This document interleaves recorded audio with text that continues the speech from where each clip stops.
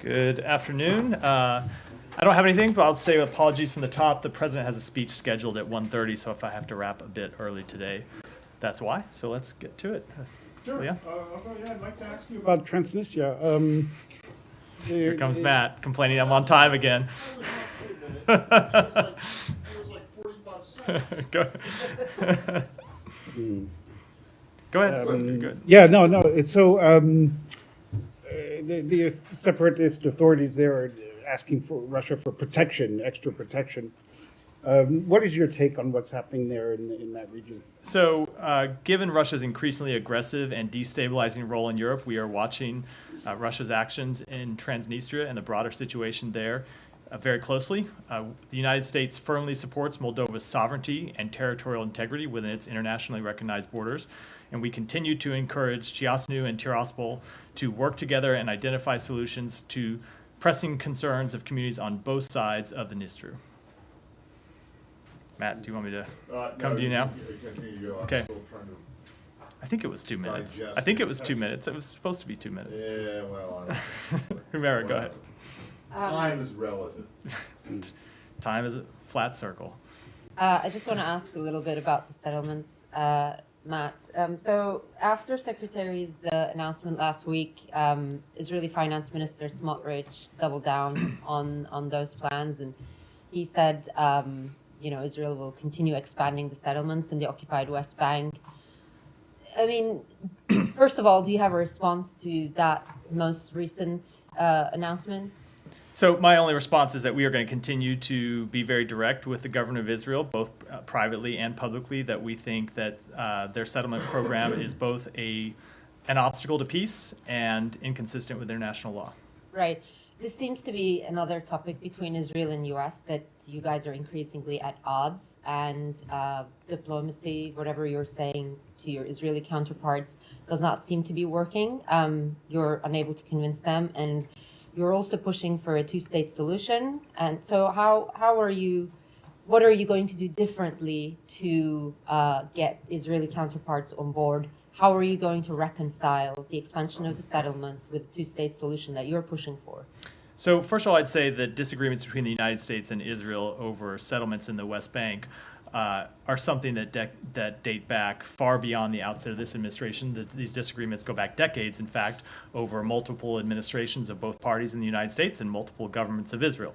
So that's not a thing that is new in terms of a disagreement between the United States and Israel. Yes, but wouldn't you like to be the administration who solves that? Of course, and with respect to the broader question, we are going to continue to make clear to them, as I said, that we think settlements are an obstacle to peace, inconsistent with international law, and we're going to have this conversation with them in the context of the larger challenges that Israel faces and the larger opportunity that we are ready to present to them with Arab partners in the region. So we've talked a lot about the work that the Secretary has done with countries in the region who want to further integrate with Israel, want to provide security assurances to Israel, want to move past the disputes that have existed between Israel and those countries for decades, but they're going to need Israel to make some hard choices. So we're going to continue to do that work and have those conversations with Israel. But as I've said a number of times, and as you've heard the Secretary say, ultimately it's Israel that has to make those decisions, and nobody else can do it for them, not the United States, not anybody.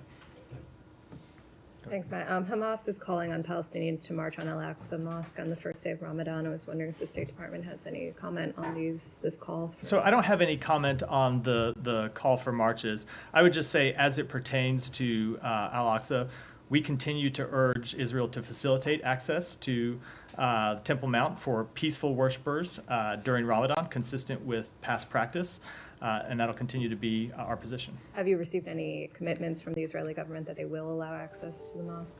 We have seen reports about, what's the right word? Plans that are under consideration. I don't know if they've made a final decision over that matter. We have urged them that worshipers should have access to Al-Aqsa during Ramadan. And the point that we have made clear to them is, as is true for a number of areas that we discuss with them, that's not just the right thing to do. It's not just a matter of granting people religious freedom that they deserve and to which they have a right, but it's also a matter that directly is important to Israel's security. It is not in Israel's security interest to inflame tensions in the West Bank or in the broader region, and so we'll continue to make that clear. Would there be any repercussions if any of these far-right ministers who have threatened to go actually worship at Al-Aqsa actually go? I just don't want to deal with a hypothetical. And could I follow up? My colleagues just completed an investigation that found that indiscriminate Israeli fire killed scores of members of a family that was sheltering in what they were told was a safe area of Gaza. Has the State Department, can you update us at all on the investigations into civilian harm? So I have not seen this particular report that CNN has done, so I'll need to look into that to be able to respond to the specifics. But broadly, we have engaged with the government of Israel over a host of civilian deaths and called for investigations, asked for more information. At times, they've been able to give us information about things that happened, either mistakes that the IDF made in its targeting. At times, they've been told us that matters are under investigation. That's the general way that we approach this, but I can't comment specifically on this report, And which you I won't haven't seen. speak to specific incidents, but can you give us an understanding of the universe of how many of these incidents you're looking into? No, there are a number of incidents that we've looked into. As I've said, we are always collecting information and gathering information, but I can't speak to it. What about the investigations into the destruction of civilian infrastructure or apparently civilian infrastructure in Gaza? So sure. Specifically, did you ever get an answer to them about the university? So the most recent update I have, we pressed the government of Israel for information about that. They came back to us and said that that particular facility was one that was used by Hamas to launch terrorist attacks. We asked for more information, said that we wanted to know more information about their decision-making on that process, and do not yet have a further answer. So you have They gave us an initial answer. We wanted to know more and have not gotten, as far as I know, have not yet gotten a further answer. So, in other words, from the administration's perspective, this is still like a kind of, I don't want to say open case, but it's Open question where we are waiting for more information. Correct. Said, go ahead. Although, at that university, they had been there for a couple of months. So the university, even if it was used, it was neutral for at least 2 months under Israeli control and occupation when they blew it up. Let me just ask you on follow up on Humaira, on the settlements. Now, there's going to be some staggering number, like 13,600 housing units east of Bethlehem, creeping into my village, more than likely. So, and you say we will continue to express our views and so on. But the Israelis are not listening. So what leverage are you willing to use to say, look, we asked this a number of times in this room, this issue. Will there ever be will we ever reach a point where you say, okay, you continue to do this, we're going to do this in return? So, Saeed, I think, again, sometimes, we've discussed this before, there is a mistaken belief that the United States is able to dictate to other countries' sovereign decisions. That Israel makes its sovereign decisions. We make clear where we disagree with them. And there have been times when we express our disagreements privately. There are times we express them publicly. And of course, you have seen individuals in Israel take actions where we have felt the need to hold them accountable. So with respect to extremist violence in the West Bank, we have made very clear that when we didn't see the government of Israel taking action that we thought was sufficient, we were ready to hold people accountable, and we are ready to hold further individuals accountable if appropriate. And that'll continue to be the case. Other countries, they're all sovereign, of course. But, we don't give every country $4 billion a year at least in aid and so on. So we should have some leverage. And especially when it comes to settlement, that you are committed, at least verbally, to have a Palestinian state on that land. I mean, once that land is made into settlement, there will be no land to erect the Palestinian state. Again, we provide security assistance to Israel because we support Israel's legitimate right to ensure that the attacks of October 7th never happen again, to ensure Israel's legitimate right to protect itself from a terrorist organization, Hezbollah, that exists to the north of Israel and continues to attack Israel and has said that that is committed to the destruction of Israel. So that is true. It is also true that there are things that the government of Israel does with which we disagree, and we express our disagreements. But that doesn't change our fundamental commitment to Israel's security. And so I know that's sometimes hard for people to understand, but we are committed to Israel's security, and that's why we take the actions to support their right to defend themselves consistent with humanitarian law. But that does not mean that we agree with everything that they do. My last one, although, we must admit that American aid to Israel predates October 7 by decades, So let me ask you about also the issue that Humayra raised on the, you're not seeing eye to eye, or the administration is not seeing eye to eye with Mr. Netanyahu. I mean, we say on timetables, on many other issues and so on. Now, the president has not retracted what he said last Monday about, we are looking at, hopefully, at a ceasefire possibly next Monday and so on. So, but Mr. Netanyahu seems to be in total disagreement with you guys.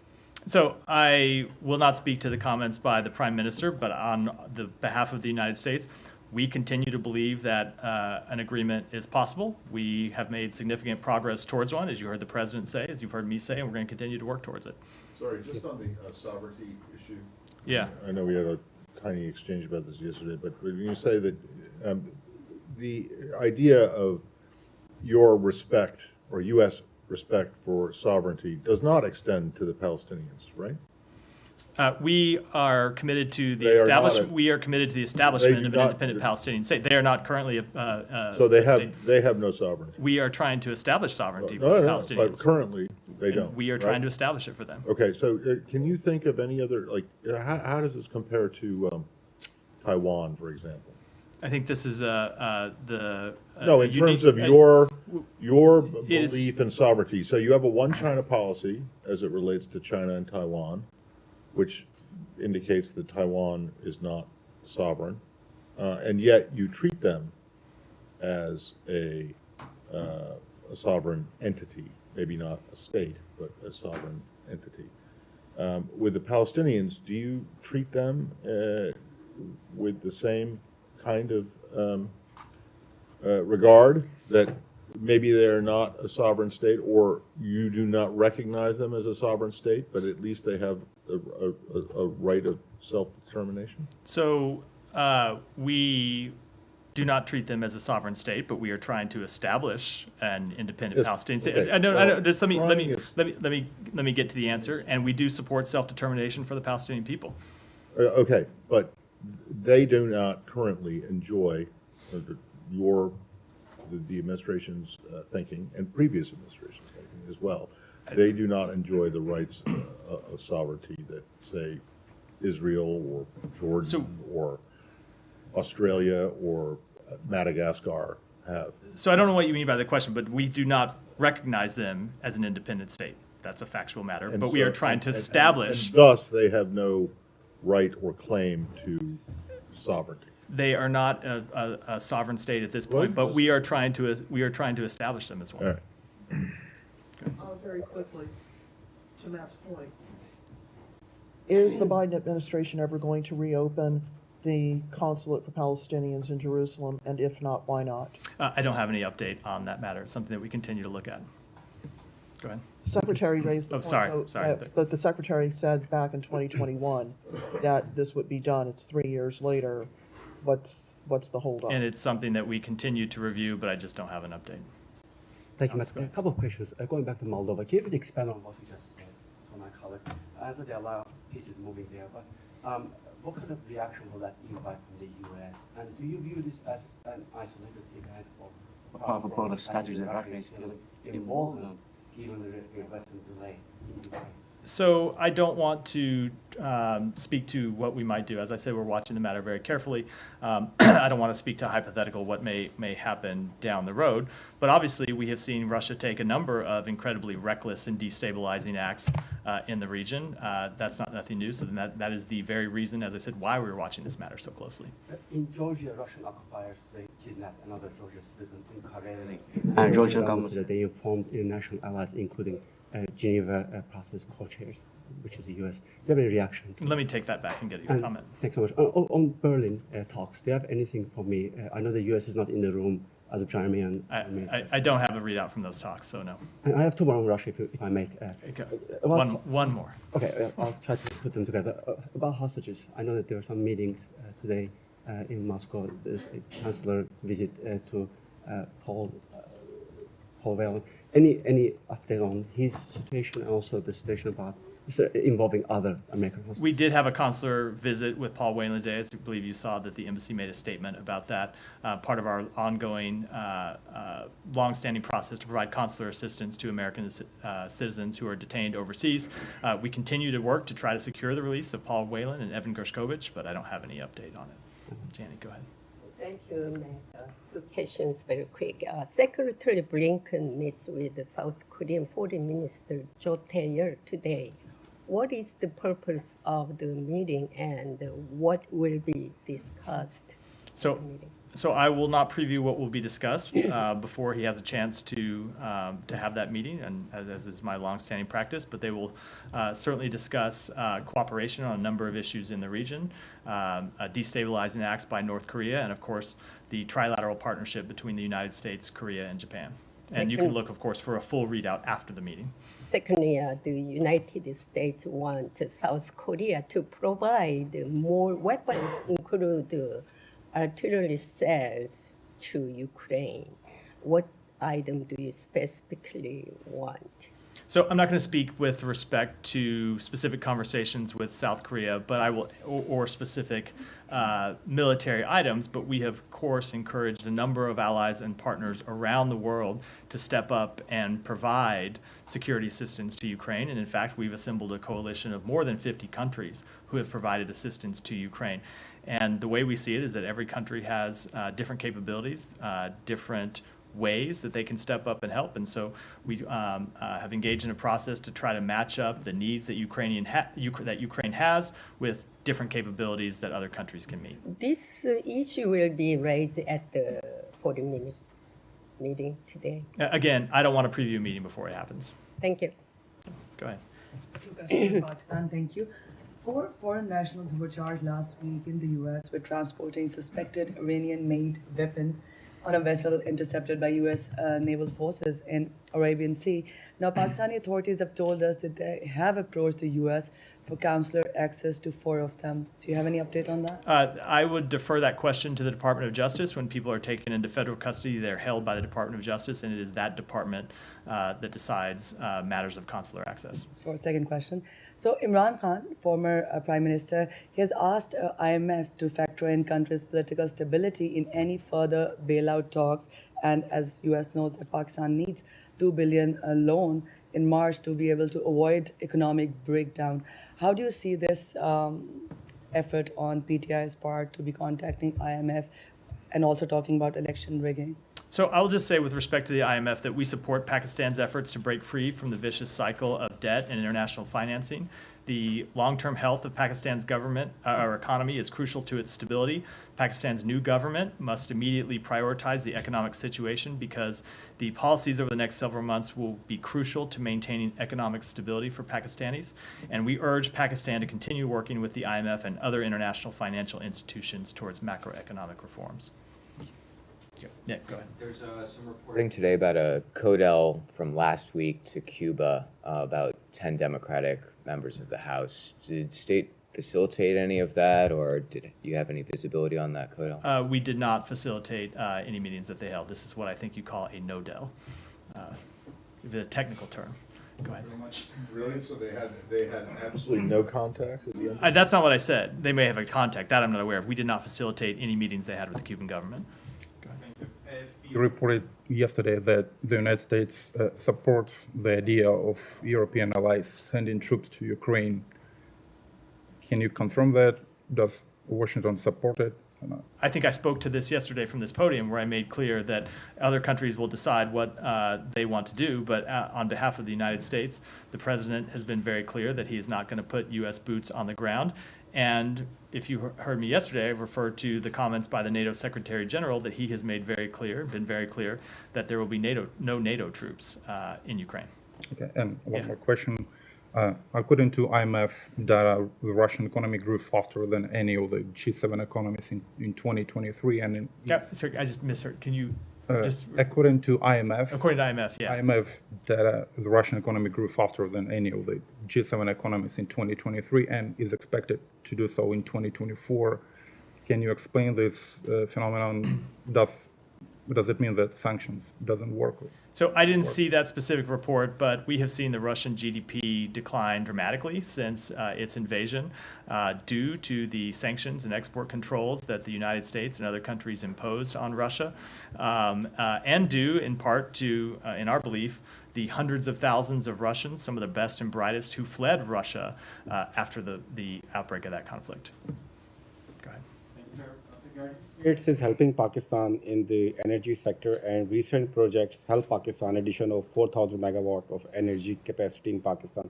Would you like to share some details about that? Share what? Some details about that? You have any details about the energy? I will have to take that back and get you an answer. The U.S. Commission on International Religious Freedom disclosed that Indian embassy in Washington, D.C. not giving them visa for the last 3 years to monitor the ground situation in India about the religious freedom. And they also asked Biden administration to include India into CPC countries. Do you have any comments on that? What was the second part of the question?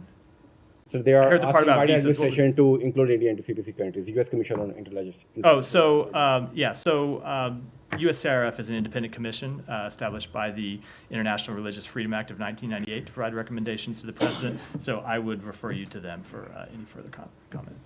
Yep, Humera, go ahead. I'll come to you next. Yeah, just to go back to your answer on settlements, Matt, and this is not something that I've heard for the first time, but I just want to put it on record. So you talked about wider integration of Israel into the region, and you talked about Secretary's efforts, which I've seen firsthand traveling with him. But so what U.S. is hoping is that you would have a broader normalization between Israel, Saudi Arabia, and perhaps like other Arab countries, and in return, Netanyahu would agree to a two-state solution or some form of it that would effectively put a halt to the settlements.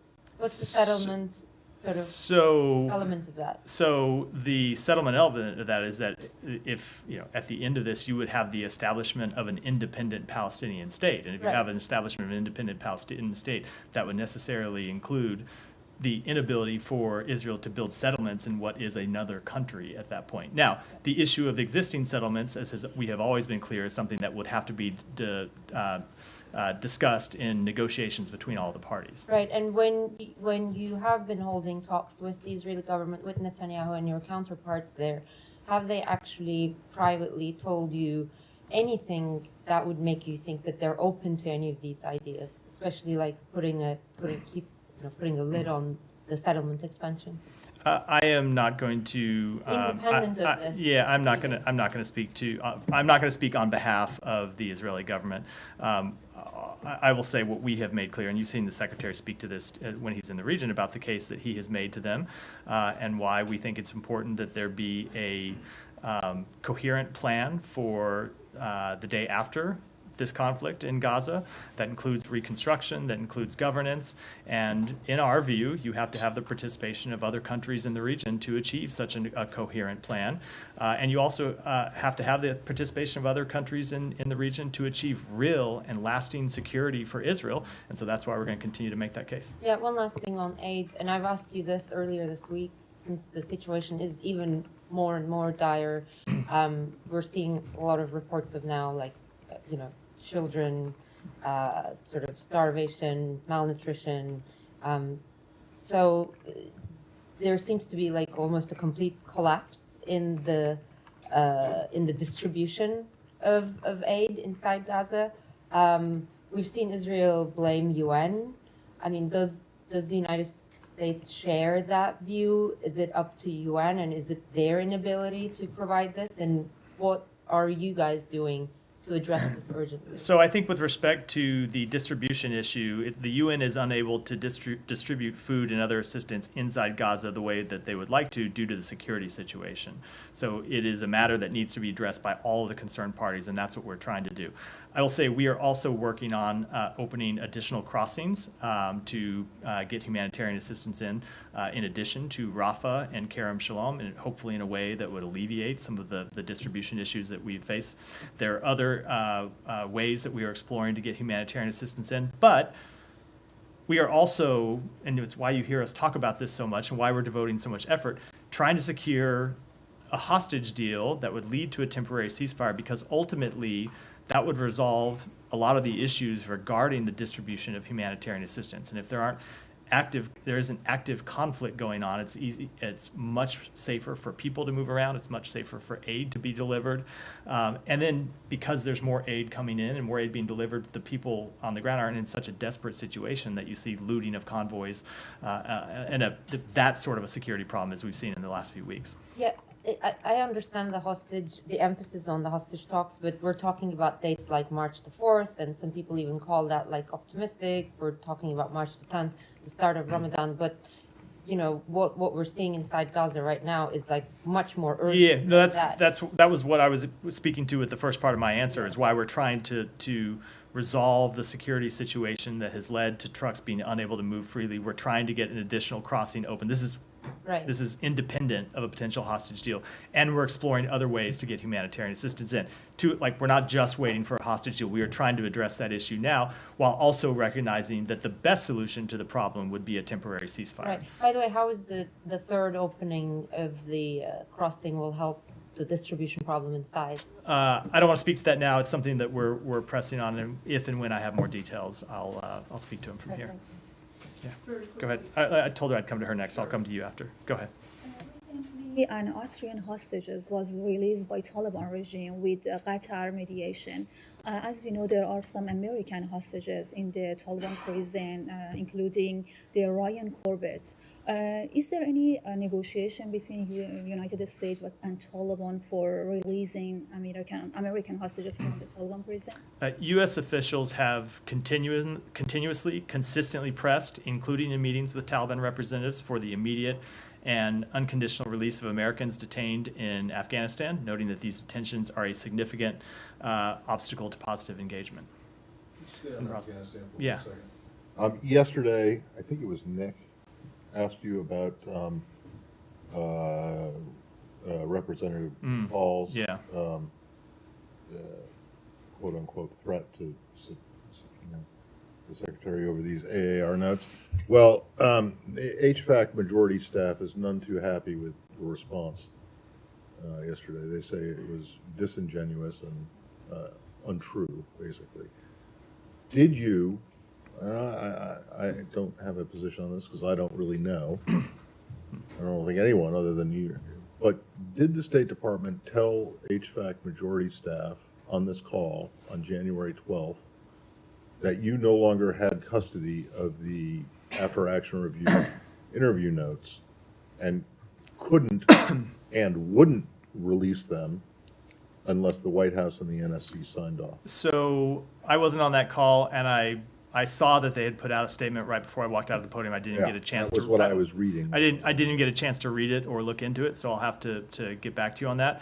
Well, there are several specific questions that they have about your response yesterday, and so I just I'm happy to review the statement and either get back to you afterwards or speak to it from the podium tomorrow. Okay. Well, can you address them? But is it your understanding right now, the current situation is that the State Department no longer has custody or the ability under the Presidential Records Act or whatever executive privilege to provide those notes to the committee without either the White House or the NSC signing off on it? I'm just going to have to look into it and get back to you. I'm just not aware of the underlying details of the situation. Well, I can say the offer that we have made to them, which is to have the Deputy Secretary come and discuss this with them, still stands, obviously, to try to work through these issues. This is the Deputy Secretary, Rich Verma, yeah.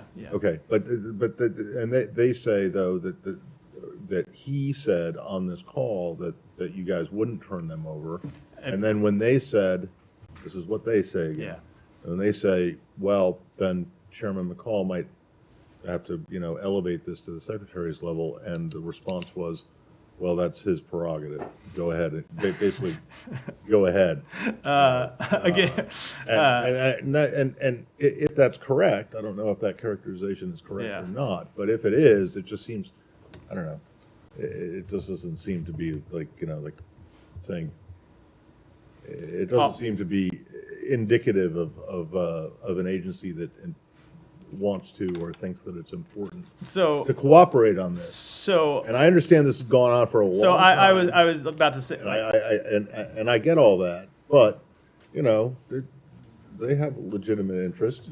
So again, I can't speak to those specific details because I wasn't on the call, as I said, and I have not been able to look into the matters. But as I think you anticipated, I was going to say, we have turned over in this inquiry thousands of pages of documents. We've made available witnesses for transcribed interviews. We have cooperated in a good faith fashion, but as is always true, the executive branch has legitimate confidentiality rights and legitimate privileges that we also expect Congress to respect. And we try to reach an accommodation, and that's what our offer to have the Deputy Secretary come discuss with the committee was ultimately trying to pursue. But these the notes that they want to see were not among the documents that were turned over that you turned over. Well, again, in general, we do have legitimate confidentiality interests and legitimate privileges that we always. That's always the nature of this dispute. I will. And then try to get an answer to the best of your ability to the questions that they raised. Thank you. Go ahead in the back. Two quick questions. There were some reports yesterday claiming that U.S. demands Israeli government to submit a written letter on using U.S. weapons in Gaza. I mean, giving some assurances it will abide by international law. Can you have anything on that? So I did see that report, and I think it is just describing the national security memorandum that the president issued in early February that outlines a procedure that is not specific to the state of Israel, but is specific to all countries that receive military assistance from the United States, that those countries provide us written assurances that recipients, number one, will use the weapons in accordance with with the law of war, and number two, will facilitate and not arbitrarily deny or restrict humanitarian assistance. So there is a process that we are engaged in with every country that receives military assistance from the United States to make sure they are aware of the requirements of the National Security Memorandum, make sure that they are aware of the timeline that is outlined in the National Security Memorandum. Again, this is all public. It requires a 45-day timeline for these countries to provide written assurances. So we're going about that process now. Thank you. And Alex, and then we'll have to end because I think it's time for the president. Quick on Sandvine. The U.S. blacklisted Sandvine today. Can you please fill us in on what does that mean in practice in terms of holding repressive regimes accountable? According to Freedom House, Azerbaijan, Russia, the UAE, they have used that company to go after human rights defenders. To hold them accountable, will you take a further step rather than just denouncing them, unwanted? I do not have any further actions to preview from here. With that, thanks everyone. Sorry for the short briefing. Thank you.